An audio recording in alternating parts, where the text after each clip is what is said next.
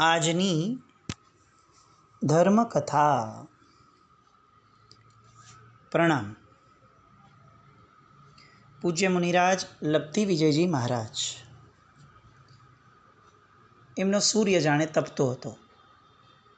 જૈન શાસનનું અને વિશેષ કરીને પંજાબ રાજ્યનું ભાગ્ય જે છે એ કદાચ એની સુવર્ણતમ પરિસ્થિતિની અંદર હતું. જૈનો, જૈનેતરો, ફેવરેબલ વ્યક્તિઓ, વિરોધી વ્યક્તિઓ, બધા જ વ્યક્તિઓના મુખમાં એ સમયે લબ્ધિ વિજયજીનું નામ બહુ વ્યવસ્થિત રીતે અંકાઈ જતું હતું. જાહેર પ્રવચનો એ જે એક ટ્રેડમાર્ક સિમ્બોલ કહી શકાય લબ્ધિ વિજયજી મહારાજનો, એ પંજાબની અંદર કંઈક અલગ જ લેવલનું કામ કરી રહ્યા હતા. સાહેબજીના જ્યાં જ્યાં વિચરણ થતા, કસૂરી કરીને એક ગામ હતું, કસૂર. આ ગામની અંદર પૂજ્ય કમલસુરીશ્વરજી મહારાજા પહેલાં પણ પધાર્યા હતા. કસૂરમાં લોકોએ સાહેબને વિનંતી કરી કે સાહેબ, દેરાસરનું કામ શરૂ થયા પછીથી અટક્યું છે. આપ જૈનો અને જૈનેતરો વચ્ચેની વિખવાદોની વાત કરી રહ્યા છો સાહેબ. અહીંયા તકલીફ એ છે કે આપણો વર્ગ નાનો છે અને તેમ છતાં આપણા જ વર્ગની અંદર ખંડ ખંડ થઈ અને અંદરના વિવાદો છે. સાહેબ, એવું કંઈક કરો કે આ વિવાદોનો અંત આવે. કમલસુરી મહારાજ સાહેબે એ સમયે આ વર્ગને કીધું કે આવતીકાલથી પ્રવચનો રહેશે અને જાહેર પ્રવચનો નહીં રહે. આપણે શરૂઆતના 5 દિવસ ઉપાશ્રયની અંદર પ્રવચન રાખીએ અને આ 5 દિવસની અંદર બને ત્યાં સુધી આપણે આપણા જૈનો જે છે આપણા, એ લોકોએ વધુ આવે એ રીતનો પ્રયાસ અને એ રીતનો પ્રચાર કરો. વ્યાખ્યાન આવતીકાલથી લબ્ધિ વિજય મહારાજ સાહેબ લેશે. ત્યાંની પ્રજાએ સાંભળ્યું હતું લોકોના મોઢે કે લબ્ધિ વિજયજી મહારાજ સાહેબ સરસ પ્રવચન લે છે, પણ એમને નિરાશા થઈ. કમલસુરી મહારાજ સાહેબ જેવા મહાત્મા બેઠા હોય અને એ પ્રવચન ન લઈને નાના મહારાજ પ્રવચન લે અને આટલા જટિલ પ્રશ્નોનો અંત સાહેબ કેમ ઇગ્નોર કરતા હશે? પણ એવું લાગ્યું કે સાહેબ છે જે પણ કરતા હોય સમજી વિચારીને ચોક્કસ કરતા હશે, એટલે એમને હમણાં આ પ્રશ્ન કદાચ ઉકેલ લાવવા માટેની દિશા નહીં લાગતી હોય, સમય નહીં લાગતો હોય, એટલે કદાચ એમણે આ ટૉપિક ઇગ્નોર કર્યો હશે. બીજા દિવસની સવાર થઈ. લબ્ધિ વિજયજી મહારાજ સાહેબ જ્યોતિષ વગેરે જે એમનું ભણવાનું ચાલુ હતું એ ગ્રંથો લઈને બેઠા હતા અને તરત કમલસુરી મહારાજ સાહેબ ત્યાંથી પસાર થયા. સાહેબ ઊભા થયા તરત જ અને કમલસુરી મહારાજ સાહેબે કીધું કે લબ્ધિ વિજય, તમારે 15 મિનિટ પછી નીચે પ્રવચન આપવા જવાનું છે. સાહેબે કીધું તો હતી. અને કમલસુરી મહારાજ સાહેબ એટલું બોલ્યા કે લબ્ધિ વિજયજી મહારાજ, આપણી પાસે 5 દિવસનો સમય છે અને આ સંઘની અંદર આંતરિક વિખવાદો બહુ બધા છે. આપણે શું કરવું એ આ 5 દિવસની અંદર આપણે આપણા જ્ઞાન અને આપણી શક્તિઓ એને દાવ પર લગાડીને નક્કી કરવાનું છે. સંઘનું વાપરીએ છીએ તો સંઘને પાછું તો આપવું જોઈશે ને. બસ આ એક વાક્ય ચોટ કરી ગયું અને લબ્ધિ વિજય મહારાજ સાહેબે તરત કીધું કે જી સાહેબ, જેવી આપની આજ્ઞા. કમલસુરી મહારાજ સાહેબનો આ ભાવ, સંઘનું વાપરીએ છીએ તો સંઘને પાછું આપવું જોઈએ ને, કેટલી ગજબનાક આંતરિક સ્થિતિનું વર્ણન કરતું હશે. આચાર્ય ભગવાન છે. સંઘ લાલાયિત થાય છે એમની સેવા કરીને. સંઘ કંઈ ઉપકાર નથી કરતો એમને ગોચરી વગેરે આપીને, પણ સાહેબની પોતાની અંદરની ભાવના કેટલી જબરદસ્ત છે. સંત કોને કહેવાય? જે જગતના ત્યાગી છે, ખાખી પુરુષ છે, જેનું જગતમાં કંઈ જ અધિપત્ય નથી, મનથી પણ નથી જેનું અધિપત્ય, એવી એમની આંતરિક દશા સંતત્વને પામેલી. અને એ દશાને કારણે એમના મુખમાંથી સહેજે આ શબ્દ નીકળ્યો કે સંઘનું વાપરીએ છીએ, સંઘને પાછું આપવું જોઈશે. અને અત્યારે સંઘને સૌથી વધારે જરૂર છે એ લોકોના અંદરના વિખવાદોના અંત લાવવાની. કેટલો વિશ્વાસ હશે 15 મિનિટ પહેલાં લબ્ધિ વિજયજી મહારાજ સાહેબને કહે છે.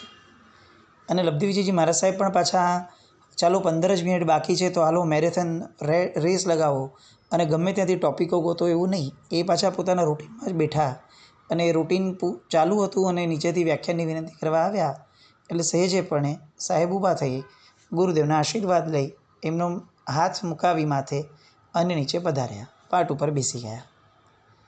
1, 2, 3, 4 અને 5મો દિવસ આવ્યો.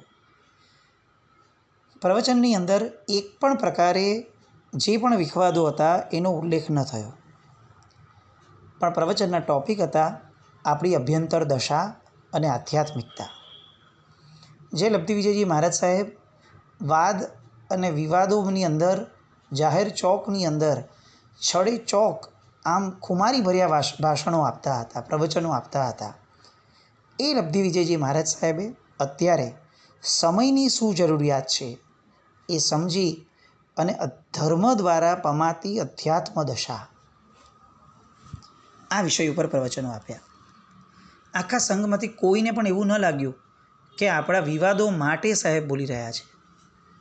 અને તેમ છતાં 5મે દિવસે જ્યારે સાહેબે સમાપન કરવાનું હતું, પોતાના ગુરુ ભગવંતની આજ્ઞા હતી કે 5 દિવસનો સમય આપણી પાસે છે. સાહેબે શબ્દો આપ્યા હતા ટ્રસ્ટીઓને કે અમે 5 દિવસમાં કંઈક કરી બતાવશું.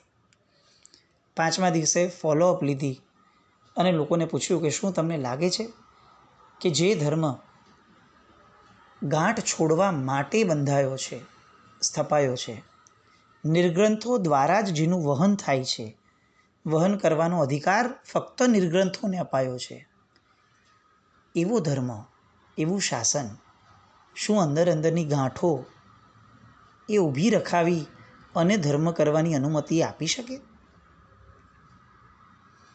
આપણી અંદર મતભેદ હોઈ શકે, આપણી અંદર વિવાદ કઈ રીતે હોઈ શકે? વિવાદ તો પારકા સાથે હોય, પોતાના સાથે કઈ રીતે હોય? અને જ્યાં પોતાના સાથેનો વ્યવહાર પણ આપણે સ્પષ્ટ સમજી નથી શક્યા, ત્યાં અધ્યાત્મની વાત આપણે કયા મોઢે કરશું? આત્માની વાત કરવાનો અધિકાર એને છે જે સૌ પ્રથમ દેહથી પવિત્ર બનવાનો પ્રયત્ન કરે છે, જેની દૈહિક શક્તિઓ એ જ નેગેટિવ દિશામાં જાય છે. એ આત્માની વાત કઈ રીતે કરી શકશે? આત્મલક્ષી બનવું છે, બહુ આનંદનો વિષય છે, પણ એની માટે સૌ પ્રથમ શુદ્ધ અને શુભ વ્યવહારલક્ષી બનવું જ પડશે. આવી વાત 5મા દિવસે ઉચરાઈ અને એક ચમત્કાર સર્જાયો. ત્યાં વર્ષોથી જામી ગયેલા ઝાડાઓ લોકોના હૃદયમાં એ આંખના અશ્રુની અંદર વહેવા લાગ્યા. સ્વદોષ દર્શનનું જાણે પૂર આવ્યું અને ઊભા થઈને લોકો બોલવા લાગ્યા સાહેબને કે સાહેબ આપની વાત તદ્દન સાચી છે, અમારા આટલા વર્ષના કરેલા ધર્મ ઉપર ધૂળ પડી, અમે આવા વિવાદો કર્યા, સાહેબ અમારો વાંક હતો અને અમે ફક્ત અમારા અહંકાર પોષણને માટે બીજા બધાના વાંકને આગળ કરતા રહ્યા. બીજો પક્ષ ઊભો થયો કે નહીં સાહેબ આમની વાત તદ્દન ખોટી છે, વાંક અમારો હતો, ખેંચતાણ અમે કરતા હતા, કાદવ અમે ઉછાળતા હતા. અને આ રીતે 5મે દિવસે જે દ્રશ્ય સર્જાયું, કસૂર ગામમાં જાણે લોકોને પોતાના જ કસૂર દેખાવાના શરૂ થયા, પોતાના જ દોષો દેખાવાના શરૂ થયા. અને આ ચમત્કાર જે ઘણા મહિના અને વર્ષોથી ચાલતો હતો પ્રશ્ન, એ ચમત્કાર એને સોલ્વ કરવાનો એ લબ્ધિ વિજયજી મહારાજ સાહેબે 5 દિવસની અંદર સાધીને બતાવ્યો. અને એનું મૂળ કારણ એમની દૃષ્ટિએ જો કોઈ હતું તો એ હતું કમલસુરી મહારાજ સાહેબના મુખમાંથી નીકળેલા શબ્દો. એમણે કીધું છે ને કે 5 દિવસમાં થઈ જવું જોઈએ, તો 5 દિવસમાં થઈ જ જશે. ગુરુનું વચન એ જાણે પથ્થરની લકીર હોય, એ સહેજે પણ બોલી ગયા હોય તો પણ અફર હોય. આવી સમર્પણની ભાવના એ જ કદાચ ખરું શિષ્યત્વ નિર્માણ કરી શકે છે. લબ્ધિ વિજયજી મહારાજ સાહેબ કસૂર ગામની અંદર પરમાત્માના નિર્ગ્રંથ ધર્મનો, ખરા અર્થની અંદર ગાંઠ છોડવાવાળા ધર્મનો જય જયકાર ફેલાવી થોડાક દિવસ વધુ ત્યાં રહ્યા અને ત્યાંથી વિદાય લઈ આગળ વિચરણ કરતાં કરતાં ત્યાંથી જીરા નામના ગામમાં આવ્યા. આ જીરા નામનું ગામ એ ધર્મ નો એક ઝંડો ગણાતું હતું પંજાબની અંદર. પૂજ્ય વલ્લભસુરી મહારાજ સાહેબના ચરિત્રમાં પણ આપણે જોયું કે જીરા નામના ગામની અંદર વલ્લભસુરી મહારાજ સાહેબે પણ બહુ સરસ રીતે પ્રભાવકતા ફેલાવી. આ લબ્ધિ વિજયજી મહારાજ સાહેબનો ફેસ આ ગામની અંદર આવ્યા. ત્યાં ઘરો કમ્પેરેટિવલી ઓછા શ્રાવક શ્રાવિકાઓના, પરંતુ ઇતર પ્રજા બહુ જોરદાર. એટલે અહીંયા હવે ફરીથી રસ બદલાયો. એટલે જે મીઠાશવાળો રસ હતો, અધ્યાત્મ રસ હતો, એ ફરીથી વીર રસમાં બદલાયો અને જાહેર પ્રવચનો શરૂ થયા. જૈનેતર પ્રજા ઉમડવા લાગી. 30 ઘરનો સંઘ. વ્યાખ્યાનની અંદર સંખ્યા કેટલી હોવી જોઈએ? 80, 90, એનાથી વધારે શું હોય? અને 700, 800, 900 માણસો પ્રવચનની અંદર આવવા લાગ્યા. એ પછીથી અસરો એટલી જોરદાર વર્તાવવા લાગી કે સાહેબને જ્યારે ઉપાશ્રયથી જાહેર પ્રવચનમાં લાવવામાં આવે તો ત્યારે એ ગામની અંદર રહેલા વૈષ્ણવ, આર્ય સમાજીઓ, સ્થાનકવાસી સંપ્રદાયના લોકો, આ બધા જ લોકો સાહેબને સ્તુતિ સ્તવનો અને જયનાદ કરતા ગાતા ગાતા, અને કેટલાક વૈષ્ણવો એ મંજીરા ખંજરી વગેરે વગાડતા વગાડતા સાહેબને સામૈયા સાથે લાવતા. કમલસુરી મહારાજ સાહેબ આ ગામમાં હાજર ન હતા. એટલે એક શ્રાવક કમલસુરી મહારાજ સાહેબ આગળ ગયા અને એમણે મિશ્રીમલજી નામ, અને એમણે સાહેબને આખી વાત કરી કે સાહેબ, અમારા ગામના વૈષ્ણવો, સાહેબ મારા 78-80 વર્ષના આયુષ્યમાં હું પહેલી વાર જોઈ રહ્યો છું સાહેબ કે જૈનેતરોની અંદર કોઈ એક જૈન સંત આટલા બધા લોકપ્રિય થયા હોય. આટલા બધા લોકો સાહેબ સાંભળવા આવે એવું નહીં, એમને વધાવે, એમની સ્તવના કરે, કીર્તન કરે. અને લબ્ધિ વિજયજી મહારાજ સાહેબના મુખ પરની એક રેખામાં નાનકડો પણ પરિવર્તન ન દેખાય. સાહેબ આ બતાવે છે કે આ મહાત્મા ફક્ત બોલતા નથી, આ મહાત્મા પચાવે પણ છે. આ મહાત્માની પ્રવૃત્તિઓ જબરદસ્ત છે એ તો માન્ય છે સાહેબ, પણ આ મહાત્માની પરિણતિઓ એ પણ ગજબ છે. કમલસુરી મહારાજ સાહેબને તો એમ લાગવા લાગે કે જાણે લબ્ધિ વિજયજી મહારાજ સાહેબ નામનો શિષ્ય એ પંજાબને એક નવી દિશા આપવાની દશા ઊભી કરી રહ્યા છે, અને પોતાની માતૃભૂમિનું આટલું બધું ભલું થઈ રહ્યું છે એનો એક અલગ પ્રકારનો આનંદ સાહેબ પોતે અંદરથી અનુભૂતિના સ્તર પર લઈ રહ્યા હતા. અજીરા ગામની અંદર પ્રવચનો ચાલ્યા. કેટલાક લોકો બહારના જે હતા એ લોકો પણ આવવાના શરૂ થયા. એમાં કેટલીક નવી યુવા પેઢી આવી. એ યુવા પેઢીને કેટલાક પ્રશ્નો થતા. નાસ્તિકતા, આસ્તિકતા, મૂર્તિપૂજા, આર્ય સમાજી લોકોનું એ સમયે પંજાબની અંદર બહુ જ મોટું પ્રચલન, અને એના કારણે મૂર્તિપૂજાનો વિરોધ એ જનજનની અંદર એ લોકો પ્રસરાવતા હતા. અને આવા કોઈ સંતો બહુ રેગ્યુલર ત્યાં જાય નહીં, એટલે એના કારણે લોકોની માન્યતામાં મૂર્તિપૂજાનો વિરોધ બહુ જડબે સલાક બેસતો ગયો. પછી એ સંપ્રદાય હોય ભલે શ્વેતાંબર, હોય ભલે વૈષ્ણવ, પણ નવી જનરેશન એ જાણે વૈષ્ણવ હોવા છતાં મૂર્તિપૂજાની વિરોધી પ્રગટી અને વિરોધી જન્મી, કારણ કે એને ભણતરની અંદર જ આ બધું ભણાવવામાં આવતું.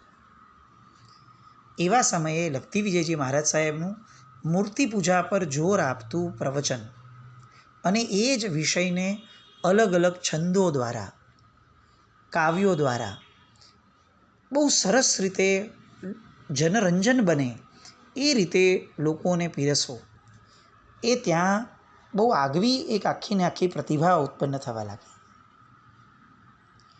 ત્યાંની વિલક્ષણ પરિસ્થિતિઓ એવી હતી કે આત્મારામજી મહારાજ સાહેબ જે મૂકીને ગયા હતા એ પછીથી એક આખી નવી પદ્ધતિથી લબ્ધિ વિજયજી મહારાજ સાહેબ એને કેરી ફોરવર્ડ કરતા હતા, અને એ કારણસર ત્યાંનો સંઘ ખૂબ ઉત્સાહવંત બનતો જતો. અને જે મક્કમ લોકો હતા મૂર્તિપૂજાના વિરોધીઓ, એ બધાને હવે એવું લાગવા લાગ્યું કે આપણે કંઈક ને કંઈક તો કરવું જ પડશે. એ કંઈક શું કરવું પડશે એ લોકોને ખબર નહોતી, પણ એકવાર એમણે સાહેબ પાસે જઈ અને ઘણા બધા પ્રશ્નો પૂછ્યા.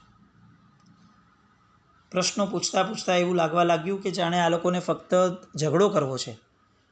પણ લબ્ધિ વિજયજી મહારાજ સાહેબ એકદમ શાંત મુદ્રાની અંદર દરેક પ્રશ્નનો જવાબ આપે, દરેકમાં રેફરન્સીસ આપે. આપણા શાસ્ત્રોના તો મૂકે, એમના વેદોના પણ મૂકે. અને એના કારણે નિરુત્તર થઈ જવાના કારણે એ લોકોએ છેલ્લે કીધું કે અમે લાહોરથી અમારા કેટલાક વ્યક્તિઓને લાવશું. વિનાશ કાળે વિપરીત બુદ્ધિ, આવી એક કહેવત છે. આ કહેવત અહીંયા યથાર્થ થઈ જતી હતી. સાહેબ વિહાર કરીને કદાચ વહી ગયા હોત, વાંધો ન આવ્યો હોત, થોડા સમયમાં કદાચ એ લોકોને ફરીથી દાવ મળ્યો હોત અને પોતે પરફોર્મ કરી શક્યા હોત. પણ છતાં એ લોકોને ઈચ્છા થઈ કે નહીં, અમારે લાહોરથી અમારા વિદ્વાનોને બોલાવવા છે. એ વિદ્વાનો આવ્યા. વિદ્વાનો થોડા ઓવર કોન્ફિડન્ટ હતા. એ લોકોને એવું લાગ્યું કે અમે જઈને સંસ્કૃતમાં ચાલુ થઈ જશું. આ જૈન મુનિઓ શું કરવાના હતા? એ સંસ્કૃતના શ્લોકો બોલી શકે, પણ સંસ્કૃતમાં વાદ થોડી કરી શકે. અને અમે તો પ્રકાંડ સંસ્કૃતના જ્ઞાની છીએ. એટલે બધાની વચ્ચે બેઠા અને આમણે સંસ્કૃતમાં પ્રશ્નો પૂછવાના શરૂ કર્યા. એમના પ્રશ્નો એક સાથે મૂક્યા પછી ગર્વિષ્ઠ થઈ અને ખભા ઊંચા કરી અને એ લોકો રાહ જોતા હતા કે હમણાં આ બાળક જેવો, યુવાન જેવો દેખાતો આ કિશોર ગુજરાતીમાં કે હિન્દીમાં જવાબ આપશે અને આપણે તરત એને પરાસ્ત ગણશું, કારણ કે આ વિદ્વાનોનો ધર્મ છે. આ આવી રીતે આવી બધી સામાન્ય ભાષાઓમાં, લોકભોગ્ય ભાષાઓમાં બોલવું એ કંઈ વિદ્વાનોનું કામ નથી. વિદ્વાનો તો ઉચ્ચતમ ભાષાઓ બોલે. અને જેવી પરિસ્થિતિ છે એવું વર્તન રાખવું, આવું જે આખું લબ્ધિ વિજયજી મહારાજ સાહેબનું માનસ હતું એ ફરીથી અહીંયા એક્ટિવ થયું. સંસ્કૃતની અંદર વિવાદ સાહેબ તરફથી શરૂ થયો. જેટલા પ્રશ્નો એમણે સંસ્કૃતમાં મૂક્યા હતા એ બધા જ પ્રશ્નોના સંસ્કૃતની અંદર જવાબો અપાવવાના શરૂ થયા.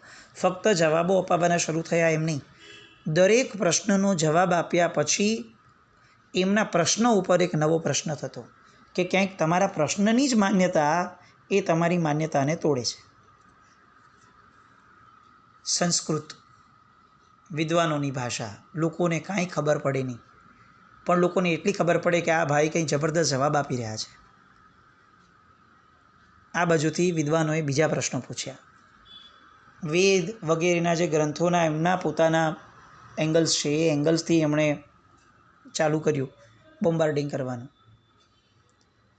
પણ લબ્ધિ વિજયજી મહારાજ સાહેબે ફરીથી એ બધા બોમ્બાર્ડિંગની સામે નવા બોમ્બ ફોડ્યા. અને એ બોમ્બ એવા ફૂટતા ગયા કે હવે વિદ્વાનોને એવું લાગ્યું કે હવે આપણી જમીન ખસકી રહી છે, હવે આપણી પાસે વધારે મટીરિયલ નથી. અને એટલે ધીરે ધીરે એ લોકો ખસવા લાગ્યા અને આજુબાજુના લોકોને ઇશારો કર્યો કે અમારે લેટ થાય છે, અમારે જવું પડશે. અને at one point of time એ લોકો ઊભા થઈને નીકળી ગયા. જૈન શાસનનો જય જયકાર થયો, લબ્ધિ વિજયજી મહારાજ સાહેબનો જય જયકાર થયો. અને દરેકે દરેક ક્ષેત્રની અંદર આવી રીતે પ્રચાર કરતાં સાહેબ આગળ વધતા જતા હતા. આ બાજુ કમલસુરી મહારાજ સાહેબને ફરીથી ભેટો થયો એમનો, પણ કમલસુરી મહારાજ સાહેબને ઇન્દોર તરફ જવા માટેની ઈચ્છા થઈ. ત્યાંથી વિનંતી આવી, સાહેબને ઉપયુક્ત લાગ્યું અને પંજાબને લબ્ધિ વિજયજી મહારાજ સાહેબના હવાલે કરી અને કમલસુરી મહારાજ સાહેબ એ ત્યાંથી આગળ વિહાર કરીને નીકળ્યા. અને આ બાજુ લબ્ધિ વિજયજી મહારાજ સાહેબ પાસે કેટલાક બેરિસ્ટર્સ, કેટલાક BA થયેલા, કેટલાક બહુ મોટા સુપ્રિન્ટેન્ડન્ટ, આ બધા લોકો એમના પ્રવચનમાં આવવા લાગ્યા. આ બધા લોકોની સામે સાહેબ એમને જે વધુ ઉપયુક્ત લાગે એ રીતે જૈન ધર્મનો પરિચય આપવાનું શરૂ કર્યું. એક બેરિસ્ટર આવ્યા હતા. આ બેરિસ્ટરને સાહેબે નંદીસૂત્રના અર્થો અને નંદીસૂત્રની વાતો દ્વારા પરમાત્માનું શાસન એક્ઝેક્ટલી કેવું છે લોજિકલી, એની સમજણ આપવાની શરૂ કરી. પેલા બેરિસ્ટર જે છે એ પ્યોર પંજાબી હતા, શીખ, પણ એટલા બધા પ્રભાવિત થતા ગયા કે શ્રાવકના 12 વ્રત એમણે ઉચ્ચર્યા. નંદીસૂત્રના આપણને બધા જે બાઉન્સર જાય એવા બધા પદાર્થોને સાહેબે જે રીતે મૂક્યા હશે. એક પ્રવચનની અંદર પંજાબમાં એવો ઉલ્લેખ આવે છે કે એક સાથે 350 જેટલા મુસલમાનોએ આ જીવન અભક્ષ્ય ત્યાગની નિયમ લીધો, બાધા લીધી. 350 જેટલા મુસલમાનો.